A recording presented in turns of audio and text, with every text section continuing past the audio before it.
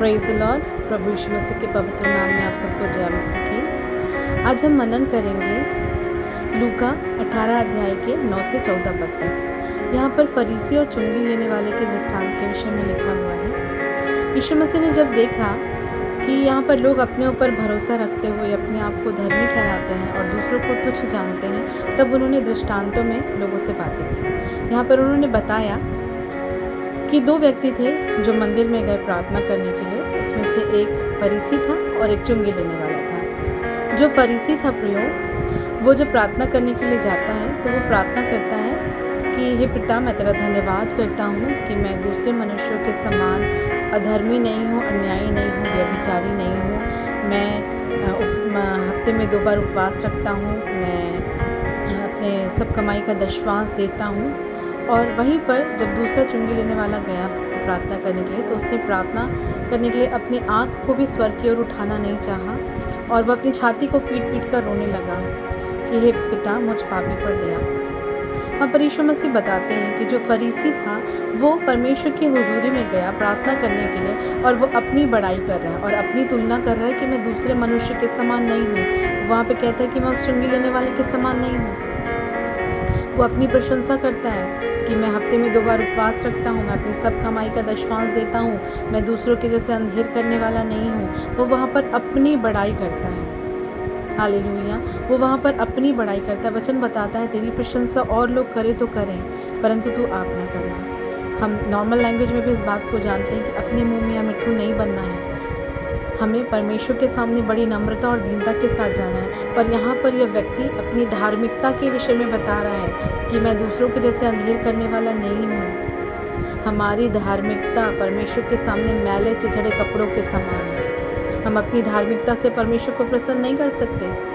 वो मन का जांचने वाला परमेश्वर, वो जानता है कि हम कैसे हृदय से अपने धर्म के कामों को कर रहे हैं। तो यदि हम अपनी बड़ाई करने के लिए इस काम को करते हैं तो परमेश्वर से हमको कोई प्रतिफल नहीं मिलेगा। और यदि हम नम्र और दीन बनकर परमेश्वर की हुजूरी में जाते हैं, जैसे वो चुंगी लेने वाला गया, जैसे वो चुंगी लेने वाला परमेश्वर के पास गया और वो छाती पीट पीट कर रोने लगा कि हे परमेश्वर, मुझ पापी पर दया कर। वचन बताता है कि वो पहला नहीं, वो फरीसी नहीं, वरन ये चुंगी लेने वाला ही धर्मी ठहरा कर अपने घर गया।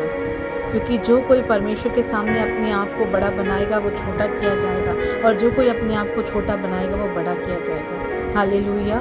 हमें उस चुंगी लेने वाले के समान बनना है, नम्र बनना है, दीन बनना है, अपने पापों को मानते हुए परमेश्वर की हुजूरी में आना है और परमेश्वर की दया को अपने जीवन के लिए मांगना है, ना कि उस फरीसी के जैसे जो अपने गुणों को, अपने धर्म के काम को, जो वो दशवांश देता है, जो वो प्रार्थना के समय बताता है कि मैं अंधेर नहीं करता, व्यभिचारी नहीं हूँ, ना उस चुंगी लेने वाले के समान हूँ, उपवास करता हूँ, दशवांश देता, अपनी बड़ाई कर रहा है।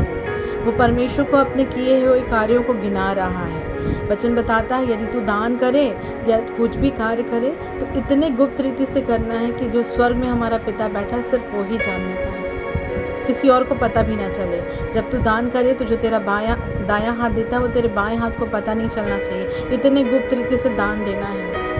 और वचन ये भी बताता है कि हमको पहले अपने आँख का लट्ठा हटाना है, तब हम दूसरे का तिनका देख पाएंगे। पर हम क्या करते हैं, हम अपने आँख के लट्ठे को नहीं देखते, हम दूसरे की आँख के तिनकों को देखते हैं, हम दूसरों की कमियों को देखते हैं।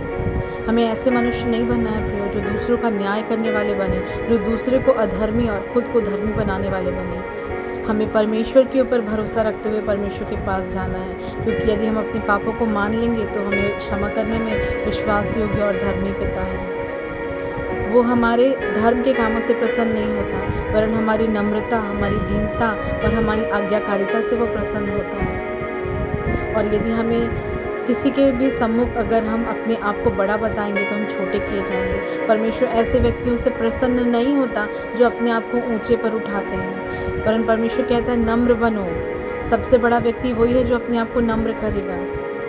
जो अपने आप को बड़ा बनाएगा वो छोटा किया जाएगा। वचन कहता है जो अपने आप को छोटा बनाएगा वो बड़ा किया जाएगा। जैसे यीशु मसीह ने भी अपने आप को नम्र किया, इतना नम्र किया, सर्वशक्तिमान की संतान होने के बावजूद, सब चीज़ों का अधिकारी होने के बावजूद उसने अपने आप को इतना शून्य कर लिया, इतना नम्र कर लिया कि वो हमारे लिए श्रापित बन गया।